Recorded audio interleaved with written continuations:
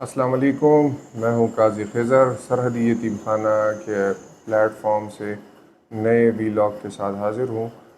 آج کا جو ہمارا ٹاپک ہے وہ یہ ہے کہ جب بچہ یتیم خانے میں آتا ہے تو اس کے پہلے دن کیسے گزرتے ہیں، تو اس حوالے سے میں بات کروں گا۔ ہمارے پاس جو ہے وہ 4 سال اور 5 سال کے بچے بھی آ جاتے ہیں۔ اکثر لوگ ہم سے یہ کوشچن کرتے ہیں کہ اتنے چھوٹے بچے یہاں پہ کیا کر رہے ہیں، لوگوں کو دیکھ کر تکلیف ہوتی ہے۔ تو میں صرف ان کو یہ کہتا ہوں کہ آپ کو دیکھ کر تکلیف ہو رہی ہے تو آپ سوچیں جب ان پہ گزر رہی ہے تو ان کو کیسا لگے گا، ان پہ کس کا دل کرتا ہے کہ میں اپنے 4 سال 5 سال بچے کو خود سے جدا کروں، لیکن یہ بہت ہی انتہائی مجبوری کی وجہ سے اسے ایسے انسٹیٹیوٹ جس طرح ہمارا ادارہ سرحدی یتیم خانہ یہاں پہ ایڈمٹ کر دیتے ہیں۔ اور یہاں پہ بھی یہ نہیں ہوتا کہ وہ کہتے ہیں کہ یہاں پہ کوئی بہت شاندار لائف انہیں ملے گی، لیکن وہ کہتے ہیں چلے جہاں پہ 10 سال 12 سال رہے گا تو اسے کھانا فری ملے گا، اسے کپڑے فری ملیں گے، اسے جوتے فری ملیں گے، اس کا علاج ہوگا، اس کے علاج کے کوئی چارجز نہیں ہوں گے، اسے ہم آؤٹنگ پہ لے کے جاتے ہیں۔ تو یہ بیسکلی جو ہے یہاں پہ جتنے بھی بچے ہیں وہ یہاں پر جو ہے بیسک نیڈز آف لائف کے لیے آتے ہیں، کوئی لگژوریس لائف گزارنے کے لیے نہیں آؤں گا۔ آبویسلی ایک سب بچوں کے ساتھ یہی ہوتا ہے، جو بچے اسکول جاتے ہیں یا جو بچے جو ہے کوئی نئے ہاسٹل وغیرہ جاتے ہیں تو آبویسلی انہیں ادھر ایڈجسٹ ہونے میں ٹائم لگتا ہے۔ نارملی ہم سے لوگ کوشچن کرتے ہیں کہ سرحدی یتیم خانے میں یہ بچے کیسے ایڈجسٹ ہوتے ہیں، تو ڈفرینٹ ٹائپ کے کیسز ہوتے ہیں۔ کچھ بچے ایسے ہوتے ہیں کہ وہ ان کا کانفیڈنس لیول ہائی ہوتا ہے اور فرام ڈے ون جو ہے وہ ایڈجسٹ کر پاتے ہیں، بچوں کے ساتھ گھل مل جاتے ہیں اور وہ اسے اپنا گھر سمجھنا پہلے ہی دن سے شروع کر دیتے ہیں۔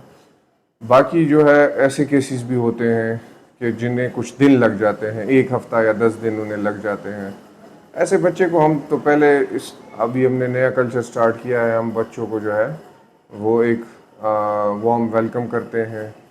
پھر جب بچہ یہاں پہ آتا ہے تو اور بچوں سے ہم کہتے ہیں کہ ان بچوں کا خیال رکھنا ہے، ہم یہ انہیں سمجھاتے ہیں کہ کوئی شرارت نہیں کرنی۔ جہاں پہ اتنے زیادہ بچے ہوتے ہیں وہاں پہ تو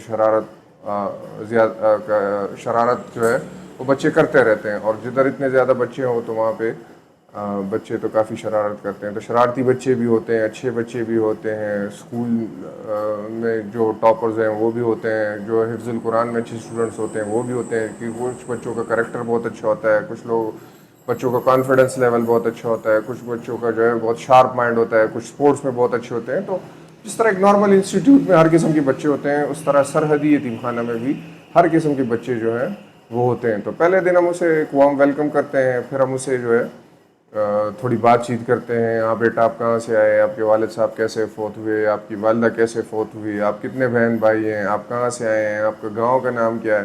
تو اس طرح ہم کوشش کرتے ہیں اسے ڈفرینٹ کویشچنز کر کے کہ بچہ جو ہے وہ ہم سے گھل مل جائے۔ پہلے دن جو ہوتا ہے تو وہ کافی سہما بھی ہوتا ہے، ایسے بچے ہوتے ہیں۔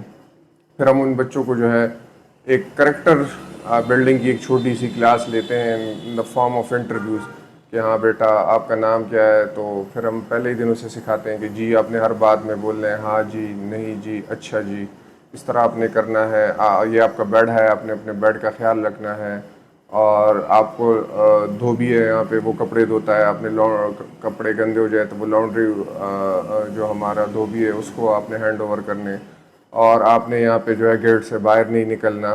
اگر آپ کو کسی چیز کی ضرورت ہوتی ہے تو آپ بڑے بچوں سے بھی کہہ سکتے ہیں، اسٹاف سے بھی کہہ سکتے ہیں۔ کچھ بچے بڑے بچے جو ہوتے ہیں ہم ان کو ٹاسک بھی دیتے ہیں کہ اس بچے کا آپ نے خیال رکھنا ہے، اور ہم انہیں یہ بھی سمجھاتے ہیں کہ وہی دور یاد کریں جس طرح آپ پہلے یہاں پہ آئے تھے، اور پھر جو ہے آہستہ آہستہ کر کے آپ ایڈجسٹ کر پائے تھے۔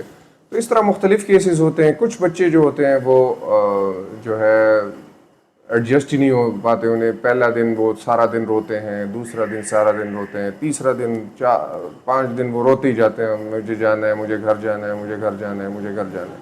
ایسے کرونک کیسز بھی آ جاتے ہیں، ہم انہیں ہینڈل کرنے کی کوشش کرتے ہیں۔ ان کے لیے کوئی جو ہے ہم نے سویٹس وغیرہ لے لی، ان کو اپنے ساتھ بٹھا دیا، پوچھتے ہیں ان سے کہ بیٹا آپ کو کسی نے مارا تو نہیں ہے، یا آپ کو کسی نے کچھ کہا تو نہیں ہے، یا کوئی مسئلہ تو نہیں ہے۔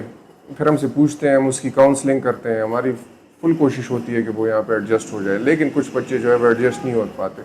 تو ایسے کیسز میں پھر ہم ان کے گارڈینس کو کال کرتے ہیں کہ ان کے گارڈینز جو ہیں وہ آ جائیں اور وہ ان سے بات کر لیں اگر وہ ایڈجسٹ ہوتے ہیں. تو کچھ بچے ایسے ہوتے ہیں جو گھر چلے جاتے ہیں 2-3 دن بعد پھر آ جاتے ہیں اور وہ ایڈجسٹ کر پاتے ہیں. کچھ بچے ایسے ہوتے ہیں کہ وہ ایڈجسٹ نہیں کر پاتے اور وہ کہتے ہیں چاہے جو بھی ہو جائے ہم نے یتیم خانے میں وقت نہیں گزارنا. اچھا, بچے جب آتے ہیں یہاں پہ تو وہ کافی سہمے ہوئے ہوتے ہیں. میرے وی لاگ بنانے کا مقصد اس میں ایک یہ بھی ہے کہ جب بچے یہاں پہ یتیم خانے میں انٹر ہوتے ہیں تو وہ بہت ہی ڈرے ہوئے ہوتے ہیں. اس کی ڈر کی وجہ یہ نہیں ہوتا کہ وہ کوئی نئے آرگنائزیشن جا رہے ہیں یا نئے جگہ جا رہے ہیں, بلکہ ان کے دماغ میں ایک عجیب قسم کا خوف ہوتا ہے کہ ہمیں کون پالے گا. پھر میں اکثر بچوں سے ڈسکشن بھی کرتا ہوں, ان سے بیٹھ کے گپ شپ بھی لگاتا ہوں, ان کے گھر کے قصے بھی سنتا ہوں تاکہ وہ ہم سے یوز ٹو ہو جائے. ان کے بہن بھائی ہوتے ہیں, اکثر یہ بھی ہوتا ہے وہ بھی مختلف انسٹیٹیوٹس میں ہوتے ہیں ان کے بہن بھائی, اور وہ ان کے بہن بھائی بھی مختلف انسٹیٹیوٹس میں ہوتے ہیں, اور کچھ ہمارے پاس ہوتے ہیں, کچھ کسی اور انسٹیٹیوٹ میں ہو گئے, کچھ صرف یہ ہوتا ہے کہ گھر سے 1-2 ایڈمٹ کرا دیے, باقی وہ گھر میں رکھ لیتے ہیں. تو جو پینفل بات جو مجھے لگی وہ یہ ہے کہ جب بچے یہاں پہ آتے ہیں تو وہ بہت ڈرے ہوئے سہمے ہوئے ہوتے ہیں. میں ان سے پوچھتا ہوں کیا وجہ ہے, تو وہ ان کا یہی کویشچن ہوتا ہے کہ گھر میں والد صاحب فوت ہوئے اور ہمارے بارے میں گھر میں میٹنگ چل رہی ہوتی ہے, ماموں کو کہا جاتا ہے, چچا کو کہا جاتا ہے, مختلف فیملیز ممبرس کو کہا جاتا ہے کہ کوئی پالنے کے لیے ریڈی ہے یا نہیں. تو اکثر انہیں کوئی پالنے کے لیے تیار بھی نہیں ہوتا اپنی فیملی میں. جیسا میں نے پہلے بھی اپنے ویلاگز میں کہا ہے کہ بچے جو ہوتے ہیں اب وہ یہاں پہ لاوارث نہیں ہوتے. یہاں پہ جتنے بھی بچے ہوتے ہیں ان کے کوئی نہ کوئی گارڈین جو ہے وہ ان کے ہوتے ہیں. تو اس طرح فیملی میں ان کی میٹنگ ہوتی ہے, بچے سائڈ پہ بیٹھے ہوتے ہیں لیکن پھر بھی انہیں تکلیف ہو رہی ہوتی ہے, وہ ساری باتیں سن رہے ہوتے ہیں کہ کوئی انہیں پالنے کے لیے تیار نہیں ہے, چاہے جس کے پاس پیسہ ہے یا جس کے پاس پیسہ نہیں ہے, اور یا ان کا گھر بڑا ہے یا چھوٹا ہے, یا ان کی ریسورسز ہے یا نہیں. تو بچے بہت ڈرے ہوئے ہوتے ہیں. وہ جب آتے ہیں I can see the fear on their faces, ان کے چہرے پہ جو ایک عجیب سا کیفیت ہوتی ہے وہ کافی پینفل ہوتی ہے. تو میرا مقصد وی لاگ بنانے کا ایک یہ بھی ہے کہ جتنے بھی ہمارے فیملیز میں ہیں اس طرح کے کیسز, تو ہمیں انہیں سپورٹ کرنا چاہیے. یہ بچے جو ہوتے ہیں ڈر کے ساتھ آتے ہیں ادھر یتیم خانے میں, اور ایک عجیب قسم کی فیلنگ ہوتی ہے جو میں ورڈز میں بیان نہیں کر سکتا کہ کتنا خوف ہوتا ہے ان کو کہ ہمارے ساتھ کیا ہوگا. ہمارے والد صاحب فوت ہو گئے, ہمیں کوئی پالنے والا بھی نہیں ہے, کوئی ہمیں 2 وقت کی روٹی دینے والا بھی نہیں ہے, کوئی ہمارے لیے جوتے خریدنے والا بھی نہیں ہے, کوئی ہمارے جو ہے کپڑے خریدنے والا بھی نہیں ہے. تو وہ ایک عجیب کشمکش میں ہوتے ہیں کہ یہ زندگی کیا ہو گئی. تو میں یہی اس وی لاگ کے ذریعے میسیج دینا چاہوں گا کہ جدھر بھی بچے ہیں, جہاں بھی بچے ہیں, یتیم ہیں, آپ کے محلے میں ہیں, آپ کے فیملی میں ہیں, آپ تھوڑی سی ہمت کر کے جو ہے وہ ان کو پال سکتے ہیں. تھوڑی ہمت کی ضرورت ہے, باقی اللہ جو ہے وہ راستے بناتا ہے. یہاں پہ جتنے بھی بچے ہمارے پاس آتے ہیں وہ اسی خوف کے ساتھ آتے ہیں کہ آگے ہمارا کیا ہوگا. اور میرے والد صاحب ایک بات کہا کرتے تھے کہ یتیم ہونے کا کوئی وقت مقرر نہیں, کوئی بھی کسی بھی وقت کبھی بھی یتیم ہو سکتا ہے.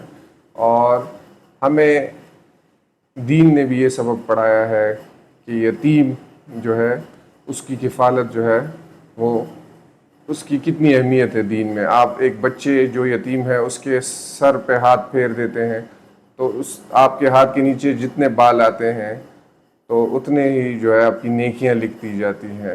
اور اسی طرح نبی پاک صلی اللہ علیہ وسلم نے کہا کہ جس نے ایک یتیم کی کفالت کی وہ قیامت کے دن میرے ساتھ ایسے ہوگا. یہ نہیں کہا کہ کسی انسٹیٹیوٹ وغیرہ یا بہت سے بچے ہوں تو ان کی ہی کفالت کرنے, اگر ہم ایک یتیم کی بھی کفالت کر لیں گے تو وہ بھی ہمارے آخرت کا ذخیرہ ہوگا. تو میں ہوں قاضی خضر, آئی ہوپ میں سمجھا پایا ہوں. آپ سے اب اگلے ویلاگ میں ملاقات ہوتی ہے, تب تک کے لیے اللہ حافظ.